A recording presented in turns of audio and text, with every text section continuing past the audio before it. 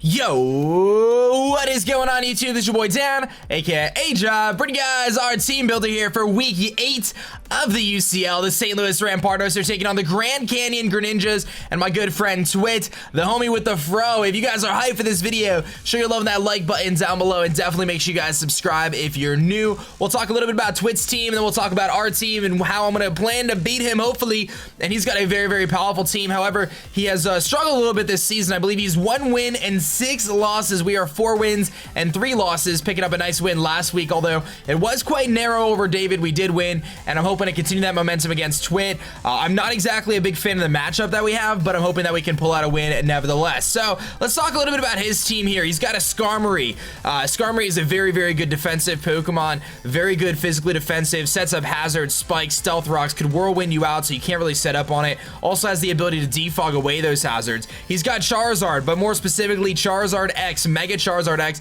an incredible wall breaker with the Dragon Fire typing, making it very, very difficult to take down. If you don't get those stealth rocks up to basically stop it, it could set up a Dragon Dance and potentially sweep my team. In fact, I really don't have many answers for Charizard, especially if he sets up a Dragon Dance and gets to +1. It could really, really wreck what I have going on. He's got a superior, very good Pokemon with the ability Contrary, allowing it to boost its special attack stat with Leaf Storm, boosting it by 2. It also gets moves like Dragon Pulse and Glare. It can run Hidden Power. It could be a substitute variant. It also gets things like Mirror Code and stuff like that, so we're gonna have to keep that in mind. He's got a Conkeldurr, very, very good offensive Pokemon, which dropped to UU for this draft. Conkeldurr has priority through Mach Punch, Drain Punch. It gets Poison Jab. It also gets Knockoff, very common move to see on there. Typically run with an Assault Vest, but it could also be like a Sheer Force Life Orb variant. Conkeldurr is very, very scary. He's got a Blissey. Blissey pairs incredibly well with Skarmory. In fact, many of you guys who have played competitive Pokemon for a long time remember the Nightmare core that was Bliss,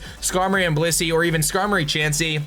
Chansey is better than Blissey. However, Blissey does have the luxury of having leftovers, and it has the ability to basically, paralyze things with Thunder Wave. It can use Seismic Toss, but it is a setup Pokemon. In terms of it can be set up on, is rather what I'm trying to say. So a lot of times, Blissey can actually end up hurting your team more than helping, but we'll see what happens with that. He's also got a Sableye, great Ghost and Dark type Pokemon, only weak to Fairy types with the Prankster, so Prankster Recover, Will-O-Wisp. It can run Shadow Sneak and Sucker Punch for priority. It can also be a Calm Mind variant, but typically most regular Sableyes are simply going to just be that like kind of a Prankster, kind of annoying type Pokemon. He's got a Jolteon, incredibly fast, 130 base speed Jolteon. Hits really, really hard too, especially when paired with a choice specs. Could also be a Life Orb variant. He can run like a substitute Baton Pass set. He can run Heal Bell on it. So a lot of different variants for Jolteon, but typically you see either specs or like a Life Orb set. He's got Jellicent, very good defensive Pokemon with Water Absorb or Cursed Body. So I have to be very careful around that because it could really kind of stop our Vaporeon. But Jellicent is a pretty good bulky Pokemon, but does have that Ghost typing, which does lend itself quite a weakness to Dark type moves like Knockoff and stuff. But we'll see how that Jellicent, if it comes to the match. He's got an Aromatisse, his only Fairy type, it looks like. Very, very slow, but can run Trick Room sometimes. Moonblast, Toxic, Aromatherapy, mostly used as kind of a support type Pokemon. Mesprit, which in this matchup is actually very interesting. I'm curious to see whether he brings it or not, because I think if I was him, I would bring Mesprit, but I don't know if he's going to. But Mesprit can be defensive or offensive, so it kind of runs both because it's got very good stat distribution and can be a pretty effective Pokemon. Can be a lead with Stealth Rocks, can be offensive with things like Ice Beam and Psychic. We'll have to be pretty careful around that. He's got a Sand Slash, which is his only other form of hazard removal aside from Skarmory. This allows him to have a Rapid Spinner, a reliable ground type Pokemon, but and a decent attack stat. He actually may bring Sand Slash as a way to kind of work with the sand. He could bring a Sand Rush, Sand Slash, and try to take advantage of my sand and try to make that Sand Slash very effective. So we'll see. I'm definitely going to keep that in mind in terms of this matchup, and the fact that Sand Slash could actually be relatively problematic if he does run the Sand Rush variant. And last but not least, I think he picked it more of as a joke, but it actually is his other fairy type. I misspoke. He has a Dedenne, which is his kind of one of his mascot type Pokemon. Dedenne is a fairy and electric type Pokemon, but leaves quite a bit to be desired from its offensive perspective. I don't really anticipate a Dedenne. So in terms of what I think he's gonna bring, 100% feel he's bringing Skarmory and Charizard and Conkeldurr. Those three, I feel like he's pretty much brought them to every single match, and I would be very surprised if he didn't bring them again. I think he's gonna bring Serperior Serperior because Serperior is really, really fast and it matches up decently well against my team, despite the fact I have a Venusaur. So I'm going to be curious whether he brings that or not. And then the other two Pokemon, he could bring Sandshrew, he could bring Jolteon, he could bring Jellicent, maybe that Mesprit, as I mentioned before. I'm really not anticipating Blissey, but you'll see that I prepared for everything on my team. And again, I did mention this before, I wasn't exactly thrilled with this team build here. I'm a little nervous because I really had a hard time preparing for his threats and bringing the offense that I wanted to bring. He happens to have the best Excadrill counter in the game, which is Skarmory. He's also got a lot of other things that could stop that. Conkeldurr being able to Mach Punch Excadrill, stopping a potential Sand Rush shenanigans, having that Sand Slash there. I don't really want to give him an opportunity to make that thing more useful than it needs to be. So there's a couple of things there that I had to be really careful with, but maybe he won't even bring some of that. But I'm expecting Conkeldurr, Charizard X, and Skarmory. And another thing too is in my team building here, I had a really hard time dealing with Charizard X because I don't actually have a Pokemon that can handle Charizard X. My only Steel type to switch into Dragons is Excadrill, and Excadrill's weak to Charizard X's Fire type moves. So now I'm like, what am I going to do against Charizard X? So you're going to have to see kind of what my team builder here is, so hopefully I don't get swept by that thing because it's very, very problematic. The first Pokemon we're going to be bringing is gonna be our Mega Venusaur here. Mega Venusaur Asparagus, of course, rocking that Bold Nature, Giga Drain, Sludge Bomb, Synthesis, and Sleep Powder. Obviously, Sludge Bomb is our primary move. We cannot touch the Skarmory, but this isn't really designed to take on the Skarmory. I can also use Sleep Powder, which could be pretty useful if he wants to switch into something like that Skarmory on our Venusaur here. But otherwise, we're rocking just a tiny bit of speed in case he runs a defensive Mesprit. I've got a lot of physical defense, a little bit of special defense. Our goal is to just be, you know, overall relatively bulky, and you know, like I said, we don't really have too much offensive investment for just because rounding out the EVs there. But this thing serves my primary response to Serperior. I can take a hit from Charizard. This is my main response to Conkeldurr, as I pretty much destroy that thing.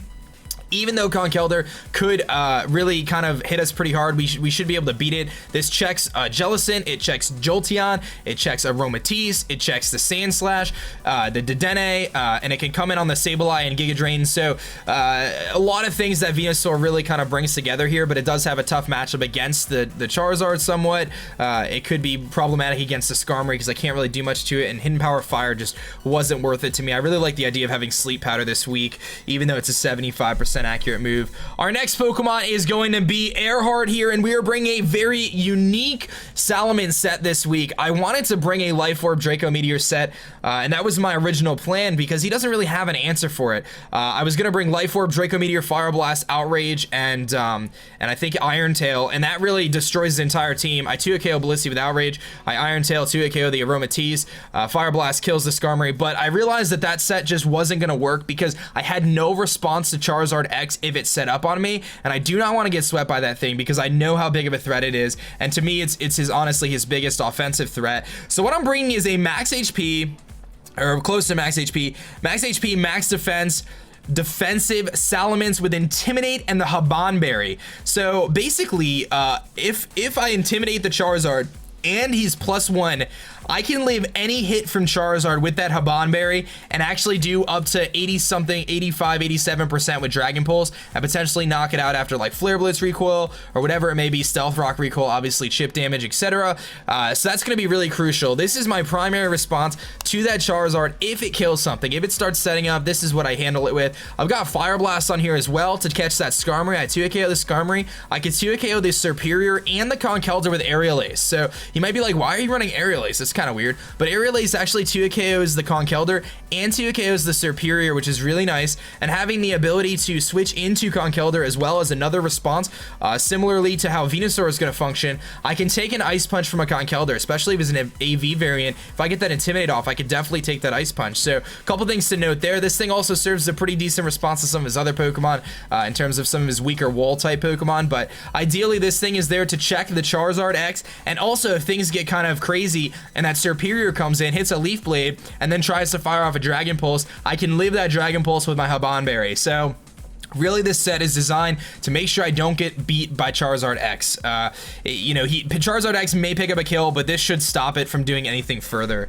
The next Pokemon we're going to be bringing is going to be our Delphox here, bringing a very interesting Delphox set, and I want to explain this. We're running max speed, essentially enough speed to outspeed Charizard before Mega Evolution. Psyshock, Flamethrower, Calm Mind, Psychic. So you might be like, aDrive, why are you running Psyshock and Psychic on the same set? Well, I didn't want to run Substitute because I'm pretty sure he's going to be able to get rocks up with that Skarmory. So with Substitute, rocks, and Life Orb damage, that really wears down the longevity of Delphox, but I wanted Life Orb on this thing. I felt like Life Orb was really important because that extra damage I get. Flamethrower is going to OHKO the Skarmory regardless. Psyshock actually hits everything on his team really, really well, including that Blissey, and that's where this comes in. Psyshock hits the Blissey harder. After a Calm Mind, I can 2-hit KO the Blissey. And one of the other things too that I want to note is Psychic actually OHKOs Charizard X after +1, after a Calm Mind, whereas Psyshock doesn't. So that's where that comes into handy. Psyshock is better against things like Conkeldurr, but Psychic is going to be better against the Charizard X. And I went through its move pool and I was trying to think about what other move could I put on Harry aside from Psychic, and if I wanted to run something different, and I decided, you know what, Psychic is the best move, and even though it's weird to run 2 coverage moves of the same type, I felt that it actually fits in this scenario because, again, Psychic can secure the kill against Charizard. It also hits a couple other things harder than maybe Psyshock would, and it also hits potentially defensive Jellicent a little bit better. It can hit the Sand Slash a little bit better. I mean, I guess Flamethrower does the same thing, but the real important part there is mostly going to be the ability to hit that Charizard a little bit harder. I mean, I guess I could have thrown Dazzling Gleam on there for the Sableye, and perhaps I will make that last minute change and do that. I'm thinking maybe I should put Dazzling Gleam on for Sableye, but maybe we'll see. Kind of, I'll tell you guys in the match if I decide to make that adjustment. I think I might actually, now that I'm kind of talking it through. I think Psyshock will probably suffice, and having Dazzling Gleam for Sableye would be pretty nice. But I'll have to run some calcs and see how much you know, Flamethrower does otherwise. But our next Pokemon is going to be hopefully the one that picks up all the kills this week. Pinocchio is back. Adamant Moxie Choice Scarf. I'm not bringing Guts this week, bringing the Moxie because I want to be able to sweep. This is my primary response to Superior if it sets up. I can outspeed Charizard prior to setting up. I can also hit that Skarmory pretty hard. If I weaken it a little bit, this thing can 2-hit KO it on the switch with close combat. Obviously, Mega Horn destroys a lot of his team. Having the ability to knock off that Jellicent and maybe knock off the Blissey. This is a good response to Blissey as well, hitting incredibly hard with Mega Horn. And I'm hoping that we can weaken this team enough to allow Pinocchio to come in. I had to pick my my Scarfer very carefully this week because I needed to be able to take Mach Punches from the Conkeldurr and stuff, just in case that thing's standing around. But nothing too special here, just a max attack, mostly max speed. We basically have enough speed to make sure we outspeed Jolteon, max speed Jolteon. We can outspeed a max speed Jolteon regardless, so that's pretty good. The next Pokemon is going to be our Tyranitar, who's been sitting on the bench for a little bit, but we're bringing him back this week.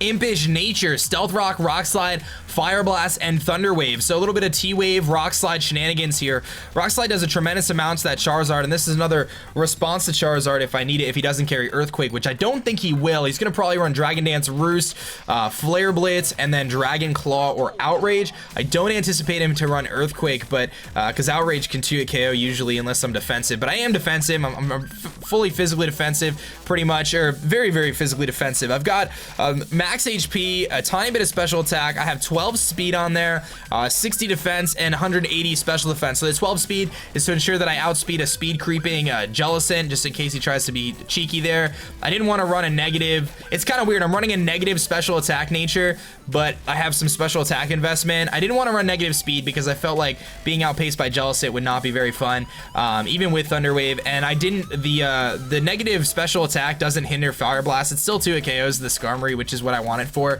So it's not really a huge deal there. So that's kind of this set. Main goal is just get those Stealth Rocks up because I really have to worry about that Charizard. And last but not least, I was kind of looking for a Pokemon to tie the whole team together, and it's always Oxygen. Basically, you know, max defense. We've got a lot of HP on there, a little bit of special defense. Wish, Toxic, Scald, Heal Bell. This thing is just the team supporter. If things go wrong, I can Heal Bell. Scald is really good against a lot of his team. This checks Chansey, even though Chansey can be kind of annoying. This does give me a response to that thing. And I have Wish on there as well to heal up the squad if I need it. But that is our team here.